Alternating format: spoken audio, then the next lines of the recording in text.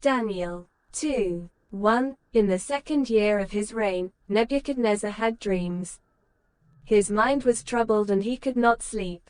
2. So the king summoned the magicians, enchanters, sorcerers and astrologers to tell him what he had dreamed. When they came in and stood before the king, 3. He said to them, I have had a dream that troubles me and I want to know what it means. 4. Then the astrologers answered the king, May the king live forever. Tell your servants the dream, and we will interpret it. 5. The king replied to the astrologers, This is what I have firmly decided. If you do not tell me what my dream was and interpret it, I will have you cut into pieces and your houses turned into piles of rubble. 6. But if you tell me the dream and explain it, you will receive from me gifts and rewards and great honor. So tell me the dream and interpret it for me. 7. Once more they replied, Let the king tell his servants the dream, and we will interpret it. 8. Then the king answered, I am certain that you are trying to gain time, because you realize that this is what I have firmly decided. 9. If you do not tell me the dream, there is only one penalty for you. You have conspired to tell me misleading and wicked things, hoping the situation will change. So then, tell me the dream, and I will know that you can interpret it for me. 10. The astrologers answered the king, There is no one on earth who can do what the king asks. No king, however great and mighty, has ever asked such a thing of any magician or enchanter or astrologer.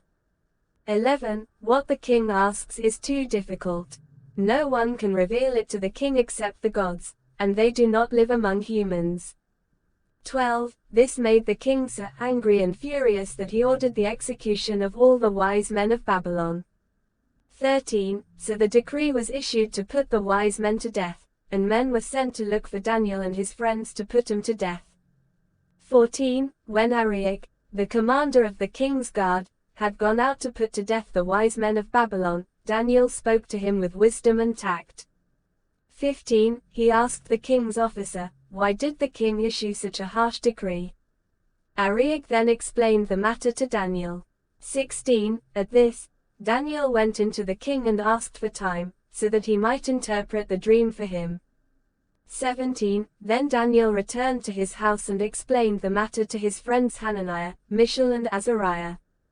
18. He urged them to plead for mercy from the God of heaven concerning this mystery, so that he and his friends might not be executed with the rest of the wise men of Babylon.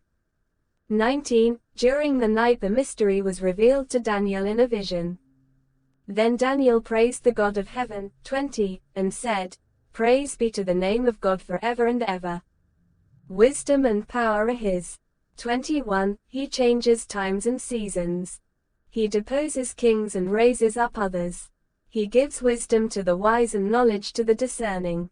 22. He reveals deep and hidden things. He knows what lies in darkness, and light dwells with him. 23. I thank and praise you, God of my ancestors. You have given me wisdom and power. You have made known to me what we asked of you. You have made known to us the dream of the king. 24. Then Daniel went to Arioch, whom the king had appointed to execute the wise men of Babylon, and said to him, Do not execute the wise men of Babylon. Take me to the king, and I will interpret his dream for him. 25. Arioch took Daniel to the king at once and said, I have found a man among the exiles from Judah who can tell the king what his dream means. 26. The king asked Daniel, also called Belteshazzar, Are you able to tell me what I saw in my dream and interpret it?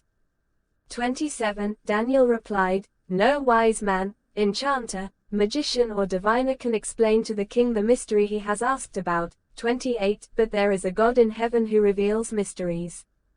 He has shown King Nebuchadnezzar what will happen in days to come. Your dream and the visions that passed through your mind as you were lying in bed are these. 29. As your majesty was lying there, your mind turned to things to come, and the revealer of mysteries showed you what is going to happen. 30. As for me, this mystery has been revealed to me, not because I have greater wisdom than anyone else alive, but so that your majesty may know the interpretation and that you may understand what went through your mind. 31. Your Majesty looked, and there before you stood a large statue, an enormous, dazzling statue, awesome in appearance. 32. The head of the statue was made of pure gold, its chest and arms of silver, its belly and thighs of bronze. 33. Its legs of iron, its feet partly of iron and partly of baked clay. 34. While you were watching, a rock was cut out, but not by human hands. It struck the statue on its feet of iron and clay and smashed them. 35. Then the iron, the clay, the bronze, the silver and the gold were all broken to pieces and became like chaff on a threshing floor in the summer. The wind swept them away without leaving a trace. But the rock that struck the statue became a huge mountain and filled the whole earth. 36. This was the dream, and now we will interpret it to the king. 37. Your Majesty, you are the King of Kings. The God of heaven has given you dominion and power and might and glory. 38. In your hands he has placed all mankind and the beasts of the field and the birds in the sky. Wherever they live, he has made you ruler over them all. You are that head of gold. 39. After you, another kingdom will arise, inferior to yours. Next, a third kingdom, one of bronze, will rule over the whole earth. 40. Finally, there will be a fourth kingdom, strong as iron, for iron breaks and smashes everything, and as iron breaks things to pieces, so it will crush and break all the others. 41. Just as you saw that the feet and toes were partly of baked clay and partly of iron, so this will be a divided kingdom. Yet it will have some of the strength of iron in it, even as you saw iron mixed with clay. 42. As the toes were partly iron and partly clay, so this kingdom will be partly strong and partly brittle. 43. And just as you saw the iron mixed with baked clay, so the people will be a mixture and will not remain united, any more than iron mixes with clay. 44. In the time of those kings, the God of heaven will set up a kingdom that will never be destroyed, nor will it be left to another people. It will crush all those kingdoms and bring them to an end, but it will itself endure forever. 45. This is the meaning of the vision of the rock cut out of a mountain, but not by human hands, a rock that broke the iron, the bronze, the clay, the silver and the gold to pieces. The great God has shown the king what will take place in the future. The dream is true and its interpretation is trustworthy. 46. Then King Nebuchadnezzar fell prostrate before Daniel and paid him honor and ordered that an offering and incense be presented to him. 47. The king said to Daniel, Surely your God is the God of gods and the Lord of kings and a revealer of mysteries, for you were able to reveal this mystery. 48. Then the king placed Daniel in a high position and lavished many gifts on him. He made him ruler over the entire province of Babylon and placed him in charge of all its wise men.